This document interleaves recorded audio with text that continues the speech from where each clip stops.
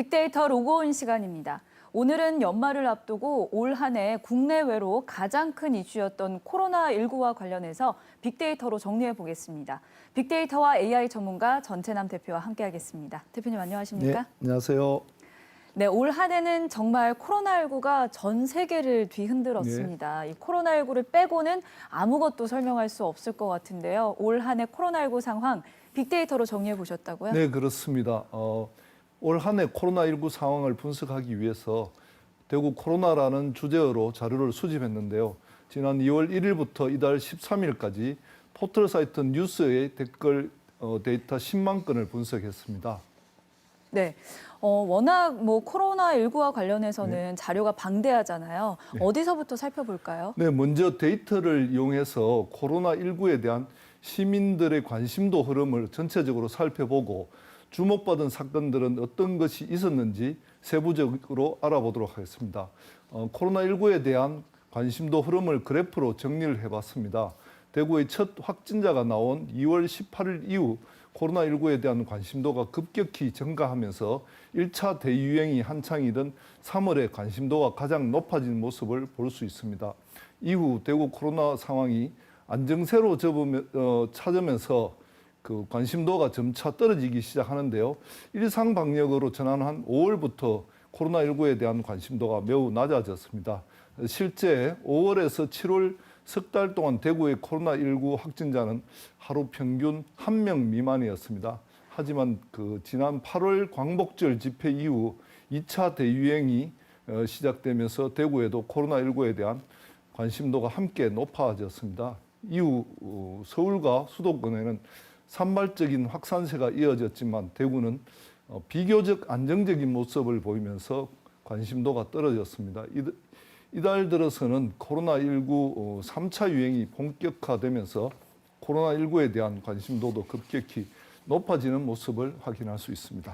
네, 올 한 해 코로나19 상황 한눈에 좀 정리를 해주셨습니다. 그럼 세부적으로 어떤 이슈가 있었는지 또 어떤 사건이 있었는지 한번 살펴볼까요? 네, 세부적인 이슈와 사건들을 살펴보기 위해서 대구 코로나와 관련한 빅데이터 상의 키워드를 월별로 분류해 봤습니다.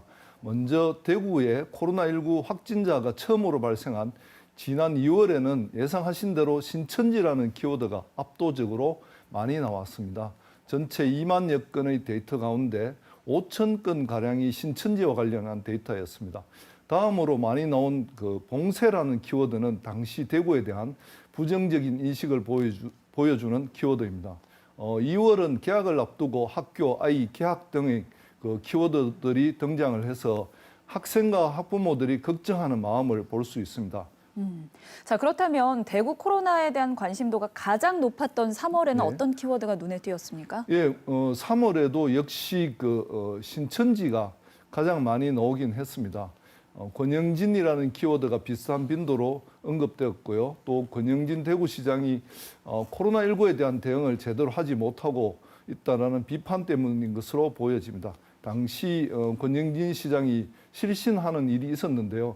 이와 관련해 장풍, 쇼 등의 키워드가 등장하기도 했습니다. 또 여기에 의료진, 힘내 등의 키워드도 많이 언급되면서 코로나19와 사투를 벌이는 의료진을 걱정하고 격려하는 마음이 전해지기도 했습니다. 네, 이 3월 키워드 한번 살펴봤고요. 이제 4월부터는 대구 코로나에 대한 관심도가 조금씩 낮아지기 시작했는데 예, 어떤 키워드가 있었죠? 네, 4월의 최대 이슈는 대구 10대의 확진자가 클럽을 방문한 사건이었습니다. 그래서 클럽, 부산, 10대 등의 키워드가 나타났는데요. 젊은 세대가 코로나에 대한 경각심이 부족하다는 부정적인 반응이 많았습니다. 또 31번 확진자가 퇴원하면서 구상권을 청구해야 한다는 등의 반응이 나타나기도 했습니다.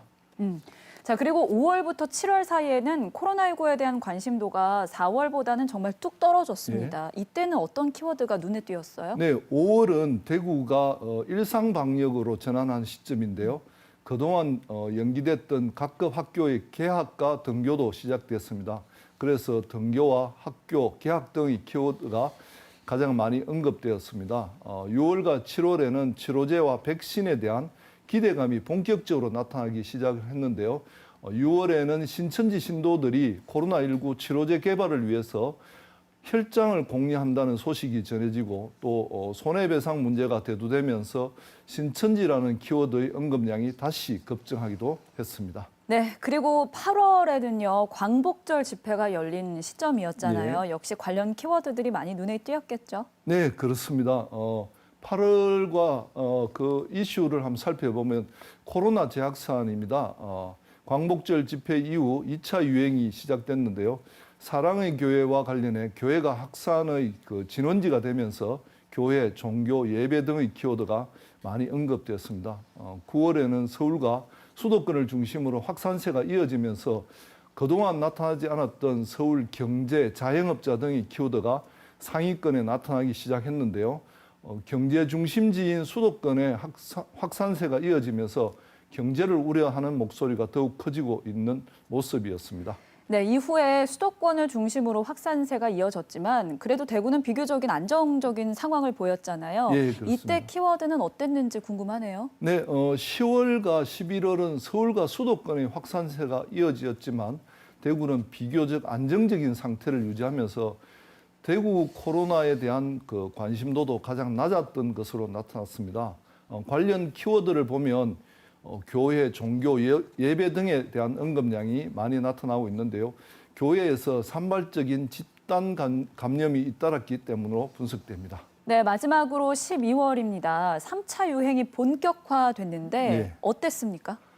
네, 이번 달에도 그 교회, 종교 등의 키워드가 가장 많이 언급됐습니다.